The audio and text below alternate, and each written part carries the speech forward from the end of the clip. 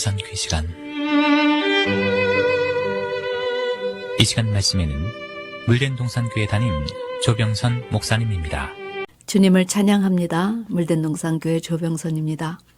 지난주 저는 하늘에 계신 하나님 아버지의 자녀가 되려면 우리가 어떤 하늘나라 자격 기준을 통과해야 하는가, 그 기준에 이르려면 어떤 것을 알아 어떤 과정을 거치고 또 누구를 먼저 영접해야 하는가에 대해서 말씀을 전했습니다.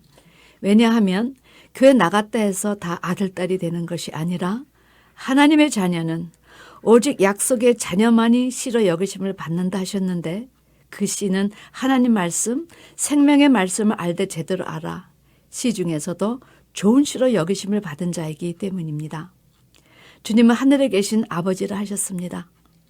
여러분, 성경에서 제시하는 하늘이란 단어에서 우리는 무엇을 깨달아야 할까요? 첫 번째, 하나님은 누구신가? 하늘에서 그의 백성을 통치하시는 분이심을 강조한 것입니다. 하나님 아버지는 만물의 창조주, 조물주 하나님으로 시간과 공간을 초월하시는 삼층 하늘에 계신 영적 아버지이십니다. 그가 하늘에서 온 세상을 통치하신다는 사실을 드러내신 것이지요. 그러므로 구약에는 주는 계신 곳 하늘에서 저의 기도와 간구를 들으시고 저의 이를 돌아봐 달라는 기도가 반복되이 메아리쳐 울리고 있는 사실을 전해주십니다. 다윗은 하늘에 계신 주여, 내가 눈을 들어 주께 향하나이다. 우리 눈이 여호와 우리 하나님을 바라며 우리를 긍휼히 여기시기를 기다리니다 하며 하늘을 향해 하나님의 긍휼을 눈물로 호소했습니다.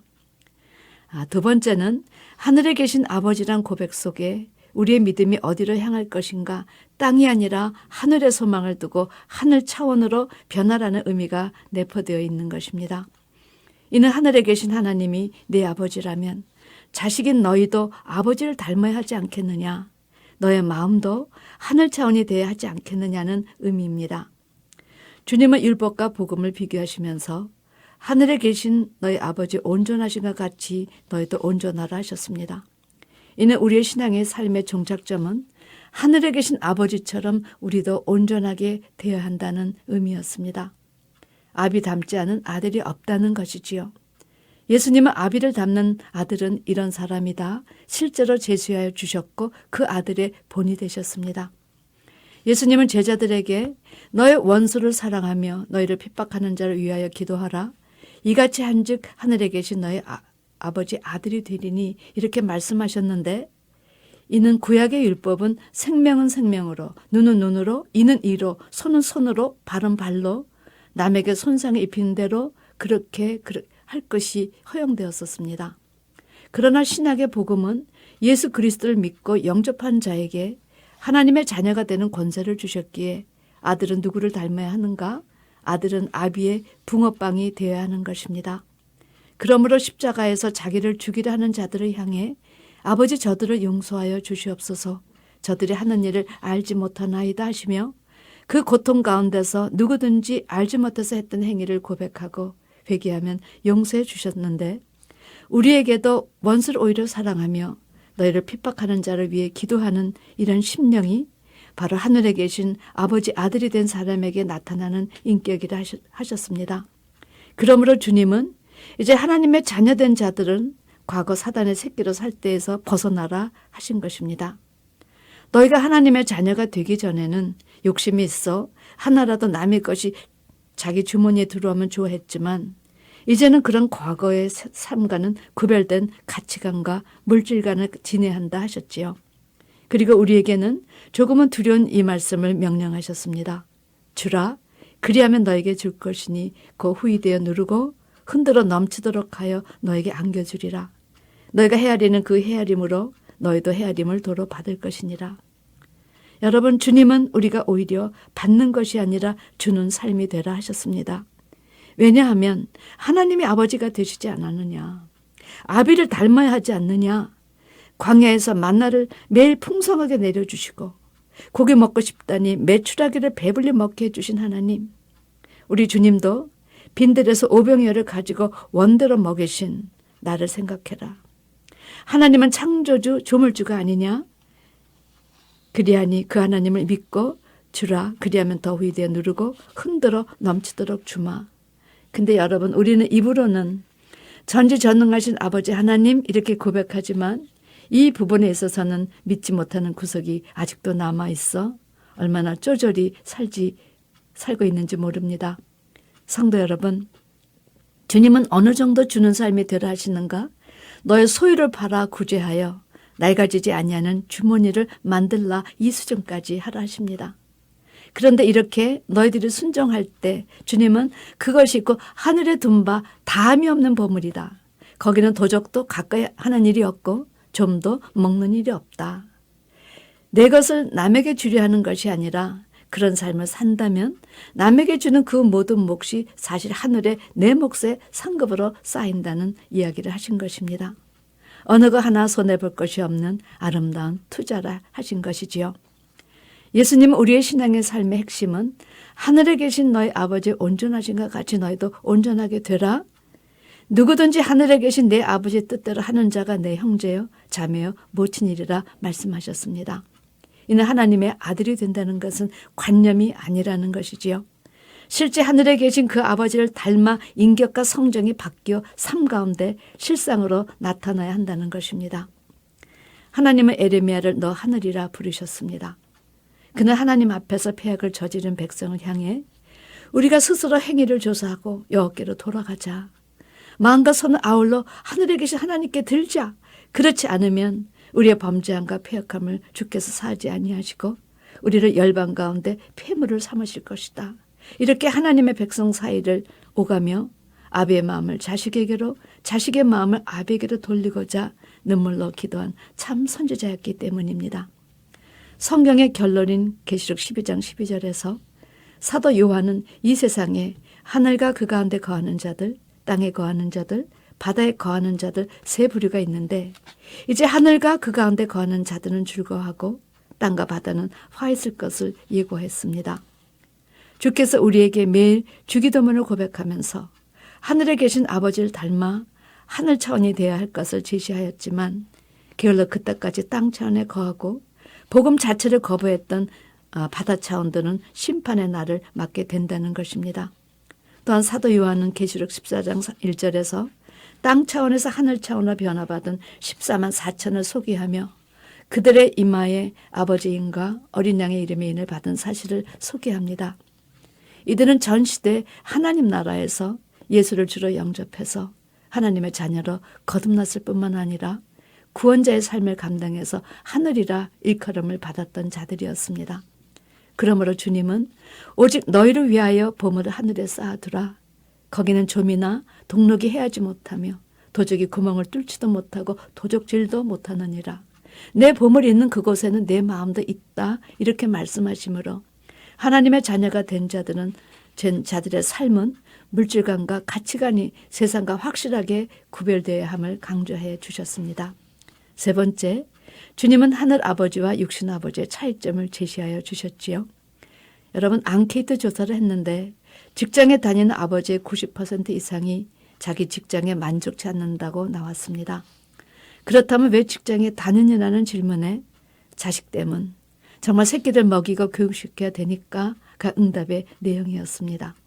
그런데 이사야는 육신의 어미와 하늘에 계신 아버지의 차이에 대해 이렇게 증거했습니다. 이사야 49장 15절에서 16절 말씀, 여인이 어찌 그저 먹는 자식을 잊겠으며 자기 태에서 난 아들을 긍휼히 여기지 않겠느냐.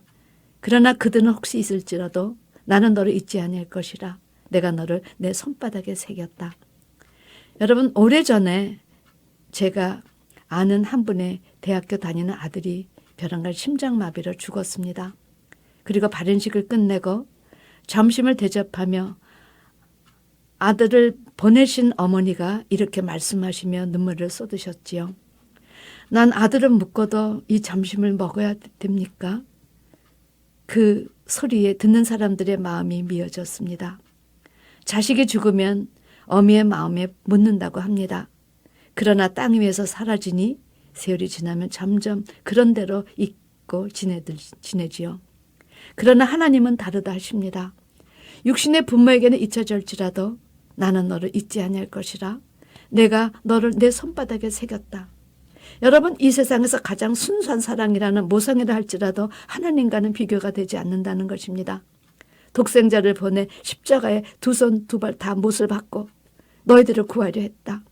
하나님의 사랑이 얼마나 절절한지요. 주님은 세상 아비와 하늘에 계신 아버지를 또 이렇게 비교해 주셨습니다. 너희 중에 누가 아들이 떡을 달라 하면 돌을 주며 생선을 달라 하면 뱀을 줄 사람이 있겠느냐? 너희가 악할지라도 좋은 것으로 자식에게 줄 줄 알거든 하물며 하늘에 계신 너희 아버지께서 구하는 자에게 성령을 주시지 않겠느냐? 여러분, 하늘에 계신 아버지는 육신의 아버지와 무엇이 다르다 하시는가? 이는 하늘에 계신 아버지의 손에 모든 것이 있음을 시사하신 말씀으로 하늘 아버지께서 자기 아들을 아끼지 아니하시고 그 아들을 모든 사람 위에 내어주셨는데 그 아들과 함께 우리에게 성령도 주시고 은사도 아끼지 않고 주시는 좋은 아버지시다. 하늘에 계신 하나님은 육신의 아비가 주지 못하는 모든 것, 하늘에 속한 것들까지도 주실 수 있다 말씀하신 것입니다. 사도 바울은 에베소 1장에서 창세전부터 하나님은 무엇을 계획하셨는가? 그리스도 예수 안에서 하늘에 속한 신령한 복을 주시고 하나님 앞에 거룩하고 흠이 없는 아들들이 되게 하시려고 사람들을 예정하셨다 증거하십니다. 사랑하는 성도 여러분, 이런 뜻이 하늘에 계신 아버지에게 있으니 우리는 그의 뜻에 순종하며 살아야 합니다. 우리 스스로 어찌 하늘에 속한 신령한 복을 얻을 수 있으며 어떻게 죄투성인 우리가 거룩하고 흠이 없는 그의 아들들이 될 수 있겠습니까? 주기도문을 고백하며 이런 하늘 아버지의 자녀답게 살라는 뜻이 그 안에 들어있다는 사실을 명심하는 여러분과 제가 되길 바랍니다.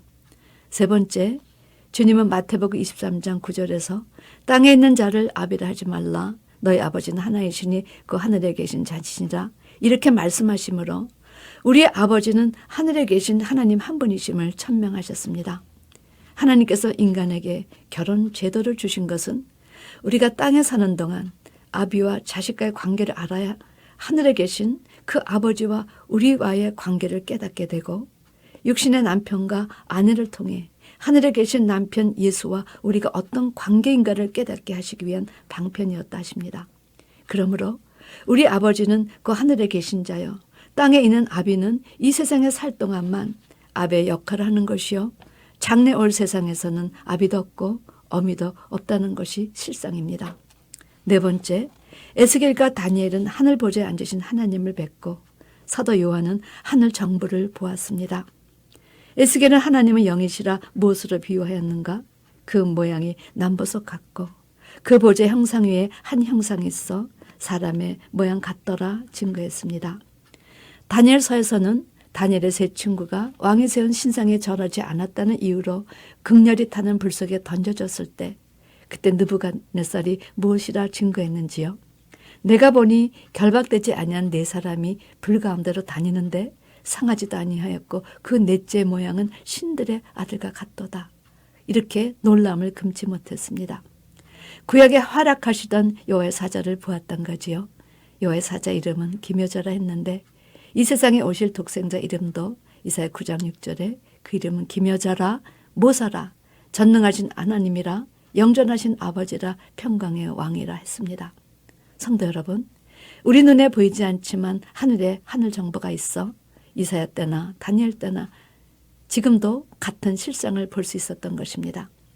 사도 요한도 계시록 4장과 5장에서 하나님과 하늘 정보와 하늘에서 드리는 예배를 보았는데 피조물 모두가 밤낮 쉬지 않고 거룩하다 거룩하다 거룩하다 주 하나님 곧 전능하신 이요 전에도 계셨고 이제도 계셨고 장차 오실 자라 찬양과 영광을 돌렸다고 증거했습니다.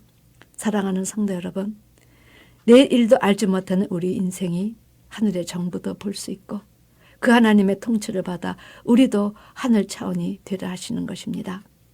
이런 영광이 또 어디에 있겠습니까? 부디 하늘에 계신 우리 아버지란 고백을 통해서 하나님을 아버지라 부르는 자녀들답게 우리 차원도 하늘로 업그레이드 시키시는 여러분과 제가 되기를 주님의 이름으로 축원합니다. 아멘.